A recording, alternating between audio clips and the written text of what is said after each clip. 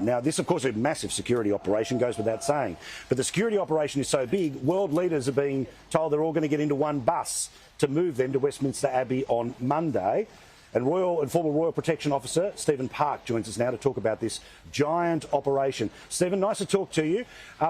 The operation is playing out on multi-fronts, in multi-venues, all at once.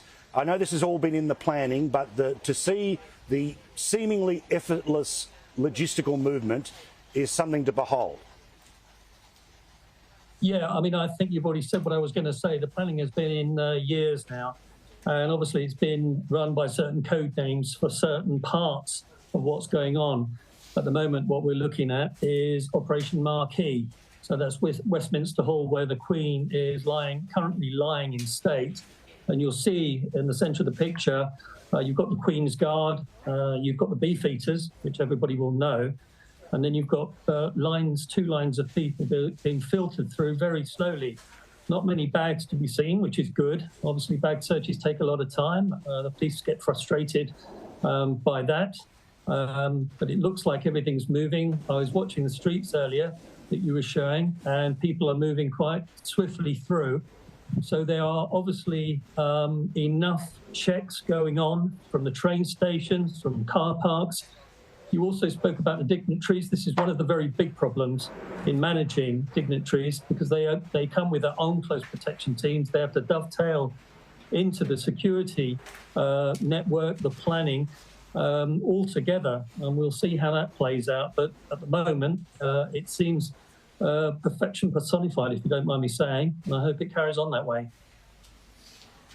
No, absolutely. And also part of the behind-the-scenes security is that they are able to obviously use boom gates to stop traffic from time to time, but then literally overnight there'll be a giant wall that's there to stop people moving through, or extra cars bussing through sort of on the outer perimeter.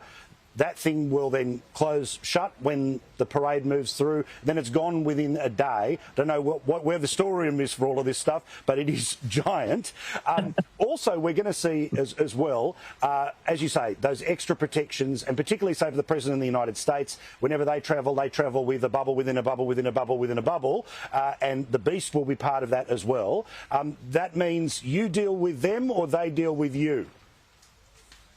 Well, firstly, you deal with them. They need to know what resources and where those resources need to be, especially with the President of the United States. We know the entourage that Donald Trump came over, I think it was last year, when he visited the palace, and there were some 70 vehicles in that entourage.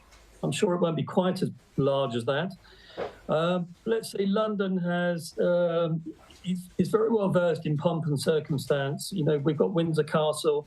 We've got the palaces in London, which have been hosting events for years and years and years. And it should never be a better time to be able to organise an event like this, with the resources, the communications that people have got, with the planning that has gone on here. It has literally been going on for years. I've been talking to the media now for several years, and they've been interested in wanting to know, not that I've been saying too much, to be honest with you, what sort of plans will be in place for an event like this. And, you know, we hope that those plans are being held. Sorry. Yeah, no, I was going to say, so can you help explain to us what might be happening here, where there seems to be a change of the people that are around Her Majesty, so much so that the queues literally stop? Yeah, so we're changing, we're effectively changing the Queen's Guard here. We saw somebody faint yesterday, I think, and I think there'll be an hour or a 2-hour rotation going on. We've got the Beefeaters in front. You can see the Queen's Guard just joining in there, and it's difficult to pinpoint exactly what's going on, but I would say it's a change of staff. Well, I appreciate the insight and this incredible scenes that we're seeing. Commentary from Italy, the pictures from London, and an awful lot of people watching us, of course, in beautiful Australia. Thank you very much, Stephen. Lovely to talk to you.